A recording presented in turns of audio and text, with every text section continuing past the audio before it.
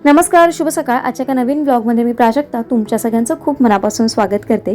तर आज संडे आहे आणि संडेला दुपारी थोडीशी रेस्ट केल्यानंतर, रेस्ट म्हणजे झोपली तर नाही मी, कारण झोप सवय नसल्यामुळे काही लागत नाही, पण म्हटलं चला आता थोडासा एक आराम करू आणि कामांना सुरुवात करू.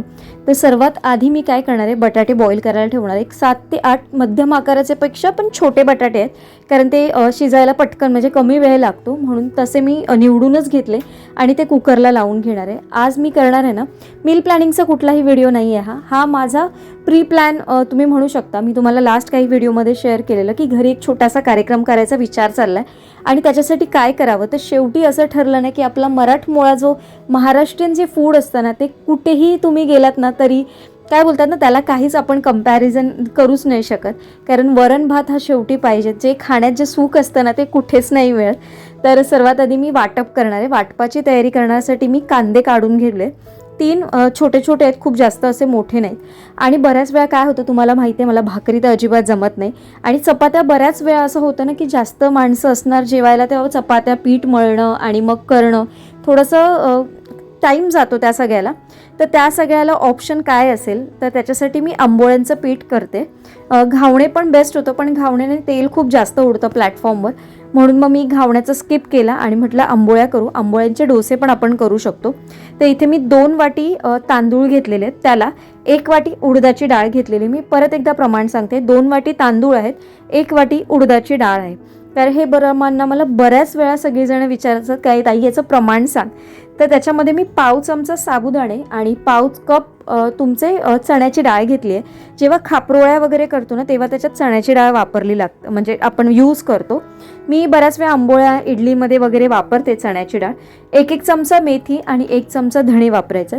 या आंबोळ्याच्या पिठापासून तुम्ही खापरोळ्या पण करू शकता. त्याच्यामध्ये थोडीशी हळद वगैरे टाकली की छान खापरोळ्या होतात आणि नारळाच्या रसातनं खाल्लात की त्या छान लागतात.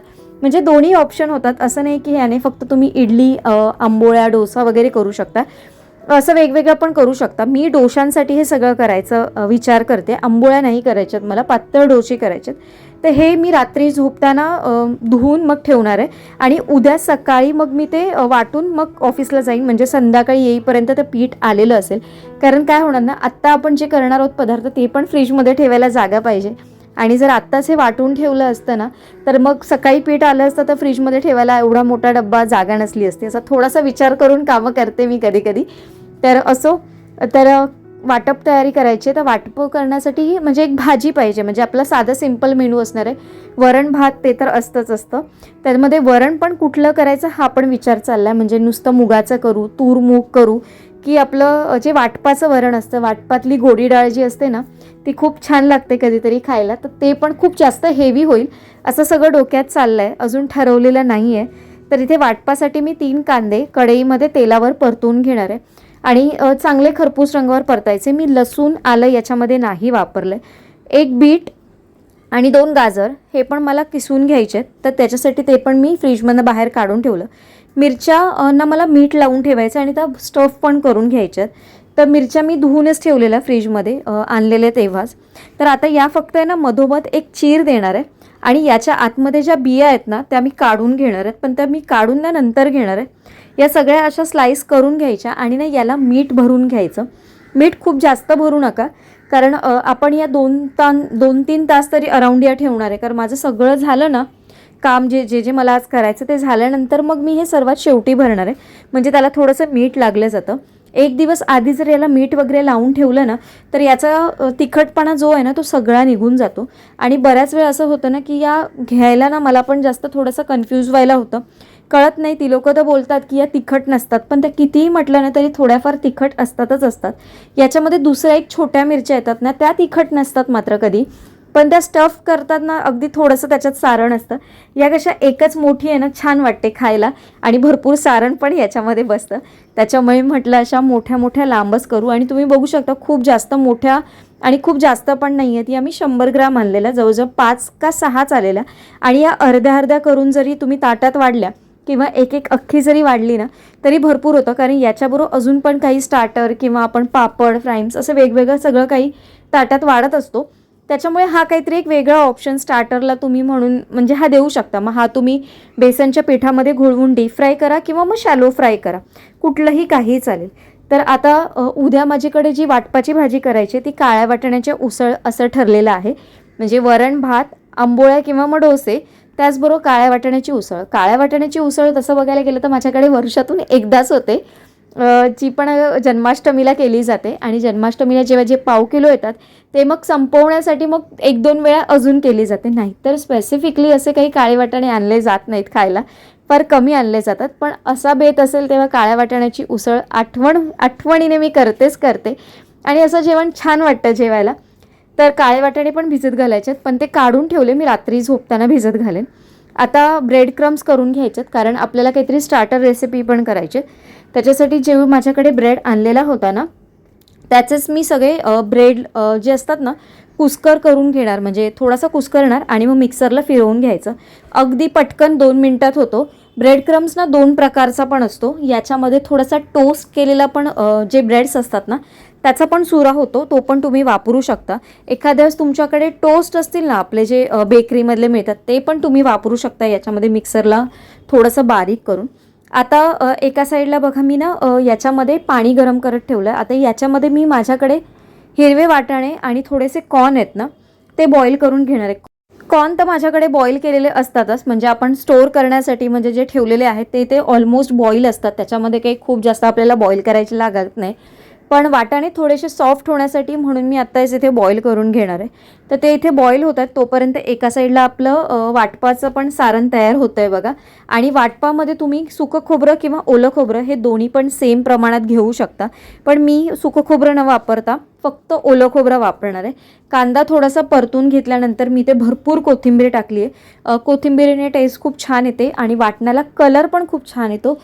जसं अगदी खूप जास्त लाल कलर नको हवा असतो, थोडासा असा काळपट रंग टाईप हवा असतो ना, जेव्हा आपल्याला काळ्या वाटण्यातलं असं काही टेस्ट हवं असतं ना तेव्हा ते खायला खूप छान वाटतं. सचिनने 2 नारळ फोडले, त्याचं पाणी होतं नारळाचं, तर तो मला बोलला की तू पी. तर शेवटी हे नारळाचं पाणी ते थोडंसं मी गाळते आणि ते पिऊन घेते एका साईडला, कारण एवढं गरम होतं आणि हल्ली 2-3 दिवस जरा खूपच जास्त गरम होतं, असं तुम्हाला वाटत नाही का? तर एका साईडला बटाटा पण मी आता थंड करायला ठेवणार आहे. तुम्हाला या ज्या रेसिपीज मी शेअर करत असते ना तर तुम्हाला कशा वाटतात किंवा तुमचं काही सजेशन असेल ना तर प्लीज कमेंटमार्फत ते मला सांगत जा. म्हणजे तुमच्या पण सजेशनमार्फत मी देखील काही ना काहीतरी शिकत असतील. आणि आपले जे काही मेंबर्स जे काही फॅमिली मेंबर्स आहेत आणि ज्यांनी अजून आपल्या चॅनलला सबस्क्राईब केलं नसेल तर मला असं वाटतं की तुम्ही अशा छान छान व्हिडिओ बघण्यासाठी सबस्क्राईब करा चॅनलला. म्हणजे तुम्हाला आपले जे मी हे रुटीन शेअर करत असते ना ते छान छान ब्लॉग्स तुमच्यापर्यंत पोहोचतील. जर तुम्ही आणि आता थोडे दिवस काय झालं ना, माझा एक प्रॉब्लेम होतो आहे, माझ्याकडे नेटचा थोडासा सर्व्हर डाऊन असल्यामुळे ना व्हिडिओ माझे अपलोडच होत नाहीत सकाळी. आणि मग ते मोबाईल डेटावर रँडमली कधीतरी मग ते अपलोड होतात आणि थोडासा यायला तुम्हाला उशीर होतो आहे. पण उद्यापासून तुम्हाला रेग्युलर 11चा जो टायमिंग आहे ना तेव्हापासूनच व्हिडिओ बघायला मिळतील. तर इथे माझे कॉर्न आणि मटर पण बघा वाफवून झालेले, थंड करायला ठेवलेत. आपलं जे वाटप होतं ते पण मी थंड करायला ठेवलं आहे. आत्ता आपण काय करणार आहोत, जे गाजर आणि बीट आहे ना ते पण आपल्याला किसवून घ्यायचं आहे. एका साईडला ते पण किसून घ्या. खूप रफली बारीक किसू नका, नाहीतर मग काय होतं बीटमध्ये पण खूप जास्त पाणी असतं, त्याच्यामुळे ना कटलेट वगैरे जर केलं ना आपण ते खूप ओले खूप जास्त होतात. इथे मी थोडासा पालक आहे ना तो गाळून घेतला उकळत्या पाण्यातनं आणि त्याच्यातलं सगळं पाणी पण दाबून पिळून तो असा एका साईडला करून घेतला. तर आता इथे गोडाच्या पदार्थाची मी तयारी करणार आहे. तर सर्वात आधी ना मी गूळ वितळायला ठेवलं आहे बघा. याच्यामध्ये मी गूळ वितळण्यासाठी थोडंसं पाणी घेतलेलं आहे, म्हणजे गूळ पटकन वितळला जातो. आणि तुम्हाला गोडाचा पदार्थ काय असेल तो कळला असेल तर उद्या असणार आहेत उकडीचे मोदक. तर हळूहळू मेनू मी तुम्हाला सांगते बघा. वरण झालं, भात झालं, काळ्या वाटाण्याची उसळ झाली, त्याचबरोबर कटलेट झालं, भरलेली मिरची झाली आणि असणार आहेत आपले उकडीचे मोदक. आणि उकडीचे मोदक हा सगळ्यांचाच वीक पॉईंट असतो आणि कोणाला आवडणार नाही अशी ही रेसिपी. म्हणजे सगळ्यांना उकडीचे मोदक, पुरणपोळी हा सगळ्यांना आवडीचा मेनू आहे. म्हणजे मग खूप जास्त विचार करायला नाही लागत की काय म्हणजे गोड पदार्थ करावा. तर हा जो चॉपर आहे ना हा मी गेल्या वर्षभरापासून वापरते आणि घरच्या यूजसाठी हा खरंच खूप छान आहे. म्हणजे स्पेसिफिकली असं प्रमोशन करते असं नाही, पण हा प्रोडक्ट ना खरंच खूप हेल्पफुल आहे. मी गेल्या आय थिंक मे का एप्रिलपासनं त्याच्या आधीपासनं मी हा वापरते आणि खरंच याचा रिव्ह्यू ना खरंच चांगला आहे. थोडीशी कॉस्ट याची जास्त आहे, आय थिंक 550 ते 600च्या रेंजमध्ये. पण हा चांगला चॉपर आहे आणि एकदा चार्ज करून ठेवला ना की अगदी खूप जास्त म्हणजे त्याला बघायला लागत नाही. माझे तर 2 महिने आरामात जातात अगदी त्याला एकदा चार्जिंग करून ठेवली तर. आता गूळ आपलं छानपैकी वितळलं आहे. गूळ वितळलं की आपण याच्यामध्ये जो नारळाचा चव आहे तो मी याच्यात ओतून घेणार आहे. त्याचबरोबर याच्यामध्ये ड्रायफ्रूट्स जे आपण कापलेले आहेत ते थोडंसं रिच फ्लेवर येण्यासाठी म्हणून मी थोडेसे बदाम आणि काजू हे बारीक चॉप करून घेतले. खूप जास्त रफ चॉप केले नाहीत ते, कारण अगदी मला पावडर नको हवी होती. खाताना थोडेसे चांगले लागावे म्हणजे दातात यावे, तर ते खाताना असे कळतात की ड्रायफ्रूट्स पण आहेत आतमध्ये, म्हणून मी ते थोडेसे अख्खेच ठेवलेले आहेत. आता याच्यामध्ये ना वरतून मी थोडंसं तूप टाकणार आहे, कारण आपलं ना सारण थोडंसं याच्यामधनं आटलं पाहिजे. म्हणजे आता ते थोडंसं पातळ आहे, कारण चव पण नारळ ना थोडासा असा ओलसर होता. खूप अगदी खसखशीत असा नारळ नव्हता, थोडासा ओलसर होता. त्याच्यामुळे त्याला बऱ्यापैकी पाणी सुटलेलं आहे. आणि काय बोलतात त्याच्यामध्ये थोडंसं तूप टाकायचं अजून, आणि तो चांगला ना सुकवून घ्यायचं. खूप जास्त ड्राय करायचं नाही, कारण उद्या मी जेव्हा फ्रीजमध्ये ठेवेन ना तेव्हा मग तो अजून एकदम घट्ट होऊन जाईल, कारण मग ते फ्रीजमधनं काढून पण ठेवावं लागेल मला सारण. आणि सारण काय आत्ता बनवून ठेवलं की उद्या मोदक करायला जास्तीचा वेळ लागणार नाही. आता थोडीशी वेलची पूड मी खलबत्त्यातच करून घेते. जेव्हा तुम्हाला माहिती मी बऱ्याच वेळा असा काही पदार्थ वगैरे करायचे असतील तेव्हा ताजी हल्ली म्हणजे मला ही सवय लागली हल्ली की असा गोडाचा पदार्थ कुठलाही असो ना तर त्याला ताजी आपण जेव्हा कुटून अशी छानपैकी खलबत्त्यात कुटून जेव्हा वेलची पावडर वापरतो ना तेव्हा त्याची टेस्ट खूप छान येते. म्हणून मी ना 5 ते 6 वेलची आहे त्या या खलबत्त्यातच बारीक कुटून घेतलं आहे. आणि या नॅपकिन बघा जे मी कट करून घेतलेत ना त्याचा उपयोग मी कसा करते, तर असं काही हेवी असेल ना तर त्याच्या खाली वगैरे ठेवण्यासाठी मला या नॅपकिनचा किंवा जो मोठं टॉवेल होतं त्याच्या कटिंग केलेल्याचा यूज मला होतो आहे. त्याचा पण आनंद थोडा वेगळा असतो. आपल्या बायकांचं कसं असतं ना अगदी छोट्या छोट्या गोष्टींमध्ये आपल्याला आनंद मिळून जातो. तर आता ऑलमोस्ट माझं हे डन झालेलं आहे. वरून फक्त वेलची पावडर टाकली की झालं. आता हे जे आहे ते मी किसून घेतलं आहे बघा, बीट आणि गाजर. आणि या चॉपरमध्ये ना आता मी ना थोडंसं जे आपण उकडवून घेतलेले होते मटार आणि दाणे ते थोडेसे स्मॅश करून घ्यायचे. तर असं चॉपरमधनं बारीक करून घ्या तुम्ही, किंवा मिक्सरला लावायला गेलं तर क्वांटिटी कमी असल्यामुळे तेवढे जास्त लागले जात नाही आणि खूप जास्त मग अगदी त्याची पेस्ट होऊन जाईल. मग त्याच्यामुळे म्हटलं की आपण हे चॉपरमध्ये करू. याच्या आधी पण मी तुम्हाला ही रेसिपी शेअर केलेली आहे. प्रत्येक वेळेस थोड्या वेगवेगळ्या पद्धतीने मी शेअर करायचा विचार करते तुमच्याबरोबर. तर हे पण फिरवून घेतले, तर हे पण अगदी छान बारीक झालेले आहेत. आणि याच्यामध्ये ना पालक पण मला बारीक करून घ्यायचा होता, जो आपण बॉईल करून घेतला आहे. पण तो होईल की नाही मला आयडिया नव्हती, पण म्हटलं नाही ठीक आहे तरी पण आपण करून बघू, कारण पालक आपण कापून तो शिजवला नव्हता, तो असाच अख्खाच शिजवून घेतलेला मी, जो काही आपण बॉईल करून घेतलेला तो. आणि पालक पण बऱ्यापैकी बारीक झाला, असा खूप नाही म्हणता येणार, पण तो बॉईल केलेलाच होता तर तो अगदी छान झाला आहे बारीक. म्हणजे अशी अगदी काय असा जाड राहिलेला नाही किंवा अशा लांब त्याच्या देठ जे आहेत ना असे लांब नाही राहिलेत, बऱ्यापैकी बारीक चॉप्ड झालेले. तर तो पण मी याच्यामध्ये टाकला आहे. तर भाज्यांमध्ये बघा काय घेतलेलं, बीट घेतलं, गाजर घेतलं, मटार, कॉर्न आणि हा पालक घेतलेला आहे. आता याच्यामध्ये तुम्ही बेसिक मसाले टाका. मी याच्यामध्ये आलं लसूण वापरणार नाही आहे, किंवा याच्यामध्ये मिरची पावडर त्याचबरोबर ओली मिरची वगैरे असं वापरणार नाही आहे. मी कुठली किसणी वापरते तर मी ही वापरते. आणि हे जे आहेत ना हे मी असे मोठे केलेले आहेत, म्हणजे जे मोठं स्लायसर असतं ना तिथून मी ते ग्रेट केलेलं आहे. त्याच्यामुळे ना ते अगदी खाताना अगदी तोंडात पण चांगले लागतात खायला. आणि अगदी पिठूळ सगळं आपलं पीठ होणार नाही, कारण मग बीट पण आहे, गाजर पण आहे, त्याला म्हणताना अगदी जरा बारीक केलं त्याला खूप जास्त पाणी सुटतं. तर आता बटाटा पण मी किसून घेणार आहे. तुम्हाला जर स्मॅशर असेल तर त्याने छानपैकी तुम्ही स्मॅश करून घ्या, किंवा मग असं ग्रेटरने तुम्ही ग्रेट करून घेतला उकडलेला बटाटा तरी चालेल. एक बटाटा फक्त मी काढून ठेवला आहे, मला असं वाटतं की तो नको, आपण थोडासा साईडला ठेवू. आणि हे जे सगळं मिश्रण आहे ते मी याच्यात ओतून घेणार आहे. आता याच्यामध्ये बेसिक मसाल्यांमध्ये काय काय ॲड करायचं ते मी तुम्हाला सांगते. तर सर्वात आधी अंदाजाने मीठ टाकायचं. मीठ कमी टाका, कारण बऱ्याच वेळा काय होतं हे आपण सॉस, केचप किंवा वेगवेगळे काही चटणी वगैरे असतो त्याच्याबरोबर खातो, त्याच्यामुळे बेताने मीठ टाका. थोडीशी काळी मिरी पण टाकली आहे मी तिखटपणासाठी. आणि या स्पाइस मिलसाठी बरेचसे कमेंट येतात मला की ही कुठून वगैरे घेतली, तर ही आयकियामधनं घेतली आहे. प्रोडक्ट मी वरती टॅग करेन. याच्यावरती मिक्स हर्ब्स चिली फ्लेक्स टाकले, ज्याने टेस्ट थोडीशी वेगळी येईल. जसे बाहेर मिळतात तसेच हे अगदी टेस्टला होतात, त्याच्यामध्ये काही फरक लागत नाही. तुम्हाला आवडत असेल तर मग तुम्ही धणा पावडर, जिरा पावडर वगैरे अशा मिक्स फ्लेवरमध्ये केले तरी चालतील. थोडेसे ब्रेड क्रम्स होते ते मी याच्यामध्ये टाकले, म्हणजे बाइंडिंग अगदी छान होईल याची. आणि त्याचबरोबर हे पहिलं सगळं थोडंसं मिक्स करून घ्या.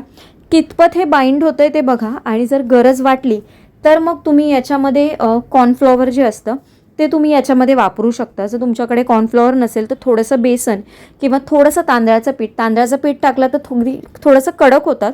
पण त्याच्या जागी तुम्ही जर सॉफ्ट जर तुम्हाला हवे असतील तर तुम्ही याच्यामध्ये बेसनचं पीठ वापरू शकता किंवा तुमच्याकडे जर मल्टीग्रेन पीठ असेल ज्वारी बाजरी वगैरे ते देखील वापरू शकता. मी इथे कॉर्नफ्लॉवर वापरलं आहे आणि एक मोठा 1 चमचा असेल आणि छोटे 2 चमचे असतील एवढं मी कॉर्नफ्लॉवर घेतलेलं आहे आणि हे सगळं मिक्स याचा एक गोळा तयार करून घ्यायचा. जास्त प्रिपरेशन कटलेट्समध्येच जातात वेळ, बाकी सगळ्या गोष्टी लवकर होतात आणि या सगळ्या गोष्टी जर मी उद्या करायला गेली असती ना तर माझ्या या 2 तासात काहीच गोष्टी शक्य नव्हत्या. पण मला या गोष्टी खूप जास्त आवडतात. आता इथे तुम्हाला एक टिप देते बघा. हे जे आपण कॉर्नफ्लॉवर असतो ना बऱ्याच वेळा साध्या पाण्यामध्ये मिक्स करायला जातो, तर साध्या पाण्यात कधीच मिक्स करायचं नाही. ते असं थंड पाण्यात तुम्ही ते मिक्स करा तर त्याच्या गुठळ्या होणार नाही आणि कितीही जरी तुम्ही ठेवलात ना तरी ते असंच पातळ राहणार. जर तुम्ही साध्या पाण्यात ते मिक्स केलं ना कॉर्नफ्लॉवर तर ते थोड्या वेळाने अगदी 2-2 सेकंदाने ते घट्ट होत राहतं आणि मग तुम्हाला ज्या गोष्टीसाठी वापरायचं ना ते तुम्ही वापरू नाही शकणार. आता हे तुम्ही कितीही वेळ पण ठेवा याच्यामध्ये गुठळ्या होणार नाही, म्हणून हे वापरताना नेहमी थंड पाणीच वापरायचं आणि थंड पाण्यातच मिक्स करायचं. जर तुमच्याकडे थंड पाणी नसेल तरी पण तुम्ही थोडा वेळ फ्रीजमध्ये करायला ठेवा आणि नंतरच अशी कॉर्नफ्लॉवरची पेस्ट करून घ्या. तर एका साईडला कॉर्नफ्लॉवरची पेस्ट घेतली आहे मी आणि हे ब्रेड क्रम्स एका प्लेटमध्ये काढून घेतलेले आहेत. आपण याला 1 कोट किंवा मग डबल कोट अशा दोन्ही पद्धतीने आपलं जे कोटिंग करू शकतो, म्हणजे आपलं जे कटलेट आहेत त्यांना. मग तुम्ही हे शॅलो फ्राय डीप फ्राय कशाही पद्धतीने करू शकता. आणि मी थोडंसं चीज घेतलेलं आहे एक्स्ट्रा, थोडंसं छान लागतात खायला, चव अजून थोडीशी वाढवावा आणि हे ॲज अ स्टार्टर म्हणून पण खाऊ शकता. जर आपल्याकडे गेस्ट थोडेसे लवकर आले, थोडंसं पहिलं काहीतरी खायला द्यायचं असेल तर तुम्ही हे तळून किंवा शॅलो फ्राय करून पण देऊ शकता. म्हणजे जेवण होईपर्यंत तुम्हाला तेवढासा वेळ मिळेल आणि हे पण खाऊन सगळ्यांचा मूड पण खूप छान होईल, पोट पण भरलं जातं. तर इथे मी थोडेसे बघा असा गोळा करून घेतला, त्याच्यामध्ये होल केला, त्याच्यामध्ये थोडंसं स्लाइडली टाकायचं चीज, अगदी खूप जास्त टाकू नका नाहीतर मग ते फ्राय केल्यानंतर सगळं बाहेर येतं आणि मग सगळीकडे मेल्ट होतं. त्याच्यामुळे अगदी थोडंसंच टाकायचं. खाताना थोडंसं चीज लागलं ना तरी खूप छान वाटतं. तर आता हे आहेत ना गोळा करून घ्या तुम्हाला ज्या शेपचे पाहिजे तसे. हे कॉर्नफ्लॉवरच्या मिश्रणामध्ये घोळवायचं, नंतर ब्रेड क्रम्समध्ये डीप करायचं, त्याला प्रेस करून घ्यायचं आणि परत हे जी टिक्की आहे परत आपण कॉर्नफ्लॉवरमध्ये बुडवून घ्यायची. परत ती कॉर्नफ्लॉवरमध्ये बुडवलेली परत आपण ती ब्रेड क्रममध्ये घोळवून घ्यायची आणि परत ती व्यवस्थित दाबून घ्यायची. अशाच पद्धतीने मी हे सगळे कटलेट तयार करून घेणार आहे आणि तयार झालेले कटलेट आपल्याला ना हे पहिले स्टोअर करायच्या आधी फ्रीजमध्ये थोडेसे सेट व्हायला ठेवायचे असतात. जवळपास एक अर्धा तास तरी तुम्ही याला प्रॉपर सेट व्हायला ठेवा. जर ते प्रॉपर सेट नाही झाले तर आपण तळायला गेलो ना तर त्याचा जो ब्रेड क्रम्सवरती जो आपण सगळा लावलेला आहे ना तो सगळा निघून जातो आणि मग तो ना तेलामध्ये सगळीकडे पसरला जातो. शॅलो फ्राय करताना पण हे ना याला जी आपली टिक्की आहे ना ती क्रॅक जाणार आणि मग ते प्रॉपर पण होणार नाही शॅलो फ्राय करायला पण. म्हणून तुम्ही हे जेव्हा करून घ्याल तेव्हा प्रॉपर सगळे करून घ्या. मग एक अर्धा तास तरी व्यवस्थित फ्रीजमध्ये सेट करायला ठेवा. हे माझे झालेले आहेत, मी एवढेच केलेले आहेत, जवळचं एक 12-15 केले असतील मी आणि बाकीचं जे उरलेलं मिश्रण आहे ते मी तसंच फ्रीजमध्ये स्टोअर करून ठेवणार आहे. मग ते तुम्ही पराठ्यामध्ये पण कधीतरी स्टफ करून वगैरे खाऊ शकता सकाळसाठी किंवा मग कसंही तुम्हाला खायचं असेल तर तुम्ही खाऊ शकता. आता आपण मिरची स्टफ करून घेऊ, कारण बटाट्याची जी टिक्की आहे ती आपली थोडीशी सेट होते फ्रीजमध्ये. तर याच्यासाठी मी घेतलेलं आहे ओलं खोबरं. तुमच्या आवडीनुसार याच्यामध्ये तुम्ही स्टफिंग घेऊ शकता. मी माझी पद्धत कशा पद्धतीने करते ते सांगते. ओलं खोबरं घेतलेलं आहे, याच्यामध्ये मी थोडंसं मीठ टाकणार आहे, थोडंसं दाण्याचा कूट टाकणार आहे, त्याचबरोबर याच्यामध्ये मी हिरवी मिरची कोथिंबीर वगैरे टाकणार नाही आहे, थोडीशी हळद टाकणार, याच्यामध्ये थोडासा लाल मसाला टाकणार आहे.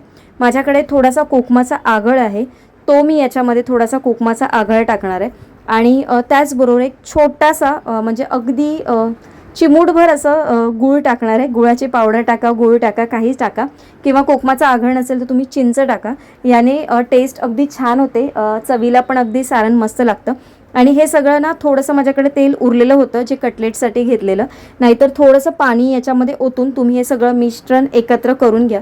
थोडीशी कोथिंबीर असेल तर टाका, कारण मी आता कोथिंबीर थोडासा काढायला कंटाळा केला, म्हटलं कोथिंबीर नको आपण याच्यामध्ये वापरूया, कारण मग परत ती काढून चॉप करा वगैरे सगळं आणि त्याच्यात थोडंसं पाणी पण राहिलं जाणार, कारण ते आपण वॉश वगैरे करून घेणार. आता हे जे सगळं मिश्रण आहे ते मिरचीमध्ये आपण स्टफ करून घ्यायचं आणि मिरचीमध्ये स्टफ करताना अगदी वरपर्यंत स्टफ करू नका.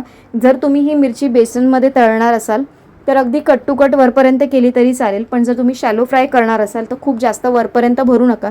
आणि खूप जास्त पण ते खायला एकदम खूप जास्त पण वाटतं, कारण आपण सगळेच पदार्थ असे करणार तर मग खूप जास्त पण हेवी व्हायला नको. त्याच्यामुळे मग थोडं सारण भरा. आणि मला असं वाटतं डीप फ्राय करण्यापेक्षा तुम्ही जर हे शॅलो फ्राय करून खाल्ले तर त्याचा जो तिखटपणा असेल ना तो सगळा शॅलो फ्राय करून सगळा निघून पण जातो आणि ती व्यवस्थित पण लागते. कारण बऱ्याच वेळा बेसनामध्ये बाहेरचं जे कोटिंग आहे ते भाजलं जातं आणि आतली मिरची असेल ना ती फक्त थोडीशी शिजली जाते, ती काही अशी प्रॉपर भाजली वगैरे जात नाही.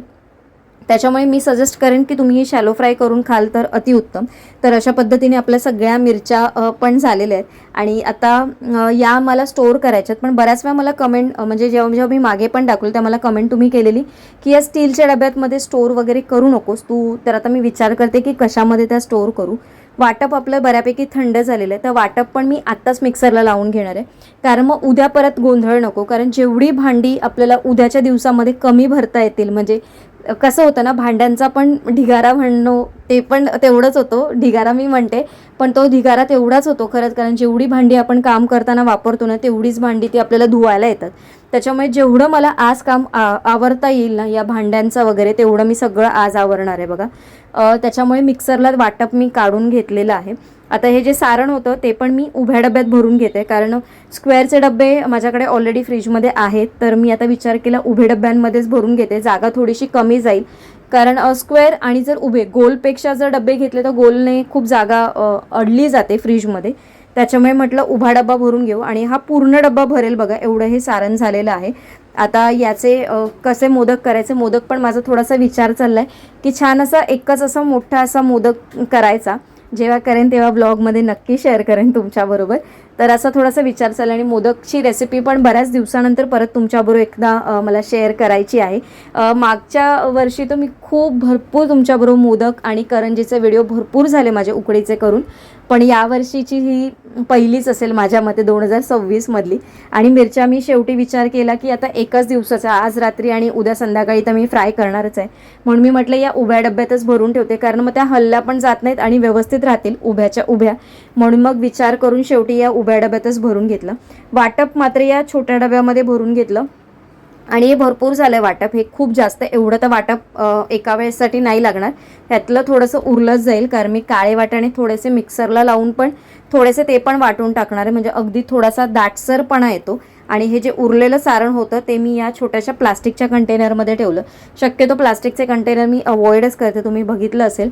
पण हे पण मी विचार करते सकाळी नाश्त्याला वगैरे पराठे वगैरे मी याचेच बनवून नेईन ऑफिसला. त्याच्यामुळे म्हटलं की त्याच्यातच ठेवते म्हणून. आणि आता कटलेट मी कशा पद्धतीने स्टोअर करते, तर मी असा एक स्क्वेअर डब्बा घेतलेला आहे आणि खाली बटर पेपर मी लावलेला आहे. बटर पेपर टाकला त्याच्यावरती हे कटलेट लावून घेते. जेवढे बसतात तेवढेच लावा, अगदी दाबून भरू नका, कारण अजूनही ते तसेच आहेत कटलेट. थोडेसे जेव्हा ते 1-2 तास तरी अजून चांगले सेट होतील ना मग ते खूप जास्त सेट व्यवस्थित होतात. तर इथे मी खाली 5, वरती मिडलला 5 आणि त्याच्यावरती 5 असे 5-5चे करणार आहे बघा. आता हे मी शेवटी प्रयत्न करून शेवटी मी विचार केला की मी इथे 5च ठेवते, बाजूला 4 आणि मध्ये 1. आता याच्यावरती परत मी एक बटर पेपर टाकून घेतला आणि जेवढ्या लेअर तुम्ही कराल त्याच्यावरती एखादा पेपर टाका, म्हणजे ना ते प्रत्येक हे एकमेकाला चिटकलं जाणार नाही. आणि जेवढे आपल्याला काढून घेता येतील ना तेवढे आपण काढून घ्यायचे. आणि जेव्हा तुम्हाला फ्राय करायचे असतील ना तेव्हा पण खूप आधी फ्रीजमधनं बाहेर काढून ठेवू नका. एक 5-10 मिनटं तुम्ही आधी फ्रीजमधनं बाहेर काढलात आणि मग फ्राय केलात तरी चालतील. तर हे बघा अशा पद्धतीने माझे 3 लेअर तयार झालेले आहेत.